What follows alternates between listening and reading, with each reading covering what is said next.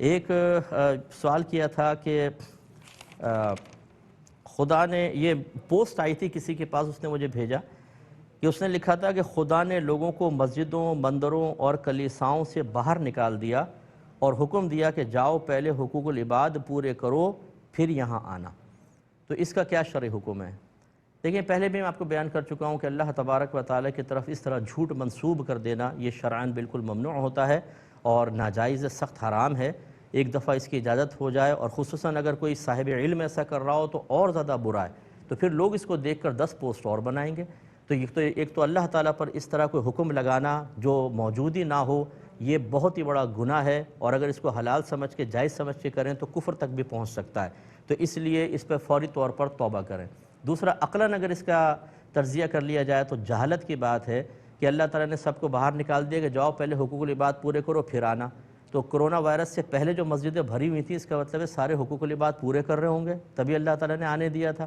تو اس قسم کے جو جاہل لوگ ہیں کہ جو اپنے پاس سے اس طرح کے مقولے بنا بنا کر سمجھتے ہیں بہت ہی میں نے ایسی بات کہہ دی، جس کے پاس پہنچے گی وہ کہے گا بھئی یار اتنی حکیمانہ بات، اوہو بھئی کوئی بہت بزرگ شخصیت ہے۔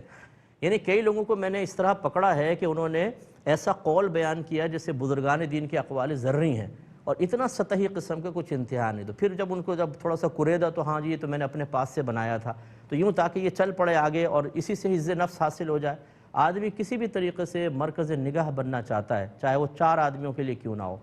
تو یہ جو شوق ہے نا، یہ بعض اوقات اس طرح کی چیزیں کریٹ کروا دیتا ہے کہ جو ہمیں کفر اور آخرت کی شدید گرفت تک پہنچا دیتی ہیں۔ جو ہماری بات سن رہے ہیں، میری گزارش ایسا نہ کریں، اور میرا یہ کلپ اگر ہو سکے یہ جو اس پروگرام کا اتنا حصہ نکال کر ایسے لوگوں تک آپ پہنچائیں کہ بھائی اس طرح کرو گے تو اپنی آخرت کی بربادی کا سامان ہوگا۔ ہم بعض اوقات اپنے دین کا کام کرنے نکلتے ہیں، علم بالکل نہیں ہوتا اور دین کا بیڑا غرق کر دیتے ہیں۔ جیسے کہ دیکھیں آگے بہن نے کویسچن کیا تھا کہ بعض لوگ اپنے رشتہ داروں کی مدد کے لیے سود لیتے ہیں اور ان کی مدد کرتے ہیں، اور جب انہیں سمجھایا جائے کہ بھئی یہ سود لے رہے آپ، تو کہتے ہیں بھئی پتہ نہیں اللہ تعالیٰ کس چیز سے راضی ہو جائے، ہم تو مدد کرنے کے لیے لے رہے ہیں۔ اب یہ ایک غلط سوچ اور فکر ہے کہ اللہ تبارک و تعالیٰ نے مخلوق کی رزق کا ذمہ اپنے ذمہ کرم پر لیا ہے۔ وَمَا مِن دَابَّةٍ فِي الْأَرْضِ إِلَّا عَلَى اللَّهِ رِزْقُهَا، زمین پہ چلنے والا کوئی جاندار ایسا نہیں جس کا رزق اللہ کے ذمہ کرم پر نہ ہو۔ وَأْمُرْ أَهْلَكَ بِالصَّلَاةِ وَاصْطَبِرْ عَلَيْهَا لَا نَسْأَلُكَ رِزْقًا نَحْنُ نَرْزُقُكَ، اپنے گھر والوں کو نماز کا حکم دو اور خود بھی اس پر ثابت قدم رہو، ہم تم سے رزق کا سوال نہیں کرتے، رزق تو ہم تمہیں عطا فرمائیں گے۔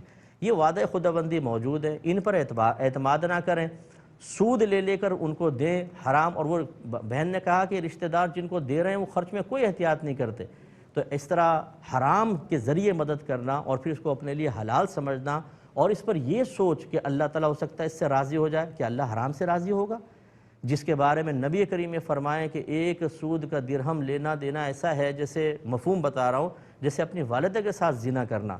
اتنی شدید حرمت اس کی بیان ہوئی، مذمت بیان ہوئی، اور آپ کہیں شاید اللہ اس سے راضی ہو جائے۔ یہی اتنی بڑی بے ادبی ہے کہ ایسے شخص کو تجدید ایمان اور تجدید نکاح کرنا چاہیے۔ تو حقیقتاً یہ سود لے کر مدد کا تو ایک بہانہ ہوگا، اپنے لیے یہ بہت سارے کام کرتے ہوں گے۔ اگر یہ تحقیق کر لیں آپ تو آپ کو پتہ چلے گا کہ اگر 1000 روپے سود لیا ہے تو 25 روپے ادھر دیں گے، باقی اپنی ضرورتیں پوری کر کے، اور لوگوں کی تنقید سے بچنے کے لیے ناقص اور بوگس اور بیہودہ دلیلیں دینا کہ جس کے ذریعے شاید لوگوں کی زبانیں بند ہو جائیں، اور شاید ہو جائیں، لیکن اللہ تعالیٰ کے قانون تو نہیں بدلیں گے۔ تو یہ مرنے کے بعد پتہ چلے گا کہ کس قدر عذاب مول لیا تھا۔ یہ کچھ اور پھر کویسچن ہے، میں مزید لے لیتا ہوں۔ ایک یہ پوچھا تھا کہ کسی نے کہ یہ کسی بزرگ کی طرف، کسی شخص کی طرف منسوب کر کے ایک جملہ کسی نے بھیجا کہ دنیا میں اللہ کی شدید ترین پکڑ یہ ہے کہ اللہ تعالیٰ تمہاری زبان سے اپنا ذکر روک دے گا، کیا یہ صحیح ہے؟ دیکھیں، میں اس پہ ایک اصول آپ کو عرض کرتا ہوں کہ بزرگان دین کی طرف سے جو اقوال آپ کے پاس آتے ہیں، سب سے پہلے تو تصدیق کریں کہ واقعی ان کا قول ہے کہ نہیں، یہ ضروری ہے۔ نمبر 2، وہ کس تناظر میں کہا گیا تھا، کس کو کہہ رہے تھے، کس مجلس تھی، کون سی مجلس تھی، کیا ماحول تھا۔ بعض اوقات ایک خاص مجلس، خاص شخصیت کے حوالے سے وہ قول کہا جاتا ہے، ہم اسے سب کے سامنے رکھ دیتے ہیں اور سمجھتے ہیں کہ یہ سب کے لیے ہوگا، اور اس سے نتیجہ خراب نکلتا ہے۔ تیسری چیز یہ ہے کہ اسے پھر یہ دیکھا جائے گا کہ وہ قوانین شرع کے موافق بھی ہے کہ نہیں۔ اب جیسے یہ ایک مقولہ کہ اللہ کے شدید ترین پکڑ یہ ہے، یعنی اس کی علامت یہ ہے کہ اللہ تعالیٰ تمہارے زبان سے اپنا ذکر روک دے گا۔ نمبر 1، ذکر کسے کہتے ہیں؟ پھر کون سا ذکر یہاں مراد ہے؟ اس کا مطلب اگر میں لا الہ الا اللہ میں روزانہ نہیں پڑھتا ہوں بطور ذکر یا سبحان اللہ الحمدللہ تو میں شدید گرفت میں ہوں۔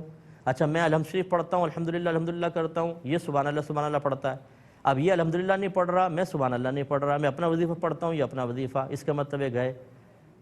کون سا ذکر مراد ہے، کتنا ذکر مراد ہے، کس تعداد میں مراد ہے؟ چونکہ یہ بہت ہی وضاحت طلب اقوال ہوتے ہیں اس طرح کے، اس لیے ان کو بنیاد بنا کر کسی کے بارے میں کہنا کہ تم ذکر نہیں کرتے تو تم اللہ کی شدید گرفت میں آ گئے، یا انسان ویسے ہی ہولنا شروع کر دے کہ ارے یار میں بھی اللہ کی گرفت میں تو نہیں آ گیا۔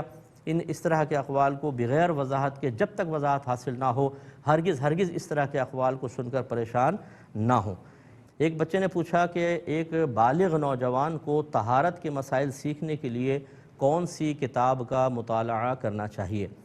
دیکھیں بکس تو مارکیٹ میں بہت ساری ہوتی ہیں، میں بتا بھی سکتا ہوں، لیکن میرا مشورہ ہمیشہ یہ ہوگا کہ فقہی مسائل کبھی بھی از خود کتاب کو پڑھ کر حاصل کر کے اس پر مطمئن نہ ہوا جائے۔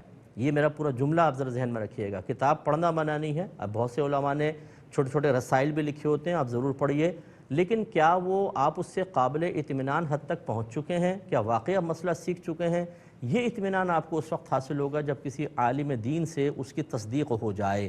تو یا تو آپ کسی ایسے عالم دین کو سنیں جس کے علم پر اعتماد ہو، وہ اس کی وضاحت کر رہا ہو تو وضاحت، اور پھر کتاب سے لیں، ٹھیک، ورنہ کسی استاد سے سیکھیں، یہ ضروری ہے۔ ایک یہ بہن فرماتی ہیں کہ اگر ہم تراویح میں سورہ یاسین کا کچھ حصہ اور اگلے رکعت میں پھر سورہ رحمان کا کچھ حصہ پڑھ دیں تو ٹھیک ہے، بالکل ٹھیک ہے، اس میں کوئی حرج نہیں ہے۔ ایک یہ کہتی ہیں کہ عورتوں کا احرام جو ہے اس میں نئے کپڑے ہی پہننے چاہیے یا دھلے ہوئے پرانے بھی چل جائیں گے؟ یہ دھلے ہوئے پرانے بھی چل جائیں گے، نئے اگر آپ افورڈ کر سکتی ہیں تو اچھا ہے کہ اللہ کی بارگاہ میں جا رہی ہیں، سرکار کی بارگاہ میں پہنچ رہی ہیں، نیا لباس پہن لیں۔ جب شادی بیاہ ہوتی ہے، عید بقرعید ہوتی ہے، تب بھی تو ہم اہتمام کرتے ہیں، تو یہ اہتمام خاص اللہ تعالیٰ اس کے رسول کے لیے ہوگا۔ ہم رسول کے لیے بھی کچھ کرتے ہیں تو حقیقتاً تو اللہ کی رضا ہی مقصود ہوتی ہے، وہ رسول کے لیے نہیں کر رہے، آپ اللہ کی رضا کے لیے کر رہے ہیں تو آپ کو ثواب ملے گا۔ تو جب سب چیزوں کے لیے ہوتا ہے تو ادھر کیوں نہیں؟ لیکن اگر فرض کر لیں تنگ دستی ہے تو کوئی مسئلہ نہیں ہے، پھر آپ پرانے بھی پہن سکتی ہیں۔ ایک ہی کہتی ہیں، کسی خاتون نے پوچھا کہ ہمارے خاندان میں یہ ہے کہ نفاس کے دوران، یعنی جب بچہ پیدا ہوتا ہے تو 40 ڈیز جو ہیں عورت کے نفاس کے کہلاتے ہیں، بشرطے کہ بلیڈنگ ہوتی رہے، تو یہ جو نفاس کے دوران عورت کے برتن علیحدہ کر دیتے ہیں، کیا حکم شرع ہوگا؟ دیکھیں وہی بات ہے کہ یہ بالکل جہالت کی بات ہے۔ جب نبی کریم صلی اللہ علیہ وسلم نے مدینہ شریف میں آپ تشریف لائے تو آپ نے دیکھا کہ یہود جو تھے یہ جب حیض آتا تھا تو عورتوں کو کمروں کے اندر بند کر دیا کرتے تھے، انہیں کوئی چیز چھونے نہیں دیتے تھے، ان کے قریب بالکل نہیں جاتے تھے، کہتے تھے یہ ناپاکی میں ہے۔ میرے آقا صلی اللہ علیہ وسلم نے اس خیال کو رد فرمایا، صرف جسمانی تعلق قائم کرنا حالت حیض میں یا نفاس میں عورت سے منع ہے، اسی طرح ناف کے نیچے سے لے کر گھٹنوں کے نیچے تک کا جو جسم کا حصہ ہے اس سے استفادہ اور استمتاع منع ہوتا ہے۔ باقی تو جسم عورت کا بظاہر تو پاک ہی ہے، وہ کپڑے دھو سکتی ہے، وہ برتن دھو سکتی ہے، وہ کھانا پکا سکتی ہے، وہ آٹا گون سکتی ہے، یہ نجاست چھٹ کے لگتی کوئی ہیں۔ اسی لیے میرے آقا صلی اللہ علیہ وسلم نے بارہا ہماری والدہ سیدہ عائشہ صدیقہ رضی اللہ تعالی عنہا سے اسی حالت میں بالوں میں کنگھی کروائی ہے، ان کے ساتھ کھانا کھایا ہے۔ جس برتن میں آپ نے پانی پیا میرے آقا صلی اللہ علیہ وسلم نے اسی برتن سے پانی پیا۔ جب ہم دین نہیں سیکھتے نا، جب ہم مذہب نہیں سیکھتے اور ہمارا سیکھنے کا جو منبع اور مرکز ہوتا ہے وہ دادی جان، نانی جان، پھپھی جان، گھر کی پیدا شدہ مفتیہ، خالہ جان اور مموانی جان ہوتی ہیں، یہ ساری جانیں مل کر جو ہیں ہماری جان نکال لیتی ہیں اور دین کی جان کو بالکل تنگ کر دیتی ہیں۔ معذرت کے ساتھ خواتین برا نہ مانیں، لیکن میں ایک جملہ کہہ رہا ہوں، برا نہیں مانیے گا، اپنی آخرت کی بربادی کا سامان ہے عورتوں کے لیے۔ جیسے نفاس کے اوپر ہی میں آپ کو مسئلہ عرض کر دوں کہ جب بچہ پیدا ہوتا ہے تو 40 دن تک اگر مسلسل بلیڈنگ ہوتی رہے تو عورت نماز نہیں پڑھے گی، روزہ نہیں رکھے گی، یہ نفاس ہے۔ 40 دن کے بعد چاہے بلیڈنگ ہوتی رہے غسل کرے گی اور نماز شروع کر دے گی۔ لیکن اگر ہفتے کے بعد بلیڈنگ بند ہو گئی تو عورت انتظار کرے، دن گزر گیا، اب اس پہ فرض ہے کہ غسل کر کے نماز شروع کرے گی۔ اچھا عورتوں میں کیا معروف ہے؟ 40 دن تک ناپاک ہی رہتی ہے، 40 دن تک ناپاک نہیں رہتی، 40 دن تک اگر بلیڈنگ ہوتی رہے تو ناپاک ہوگی۔ اگر 2 دن بعد ہی بلیڈنگ بند ہو گئی تو ویٹ کرنے کے بعد یہ پاک ہوگی، غسل کر کے نماز شروع کرے گی، اس پہ لازم ہے۔ تو بعض اوقات 5 دن میں پاک ہوئی اور 35 دن کی نمازیں یہ قضا کروا دیتی ہیں۔ یہ بہت ہی بری چیز ہے، علم حاصل کریں، اس کے بعد پھر کچھ لوگوں کو مشورہ دیں، ورنہ اپنی آخرت کی بربادی کا سامان کریں گے۔ اپنے خاندان کی جتنے رسومات ہیں اور مقولے ہیں نا، یہ لکھ کر کسی مفتی صاحب سے فتویٰ لے لیں کتنے صحیح ہیں کتنے غلط ہیں، انشاءاللہ بہت راحت میں رہیں گے۔ آپ اپنے میزبان کو، ہماری QTV کی پوری ٹیم کو اجازت مرحمت فرمائیں۔ آپ ہمارے لیے دعا کیجئے، ہم آپ کے لیے دعا گو ہیں کہ اللہ تبارک و تعالیٰ آپ کو دنیا اور آخرت میں عزتوں سے نوازے، علم دین کی دولت سے نوازے، اس کے تقاضے کے مطابق عمل کرنے اور اس کے ذریعے اللہ تبارک و تعالیٰ کی رضا حاصل کرنے میں کامیابی عطا فرمائے۔ آمین۔ وآخر دعوانا ان الحمد للہ رب العالمین۔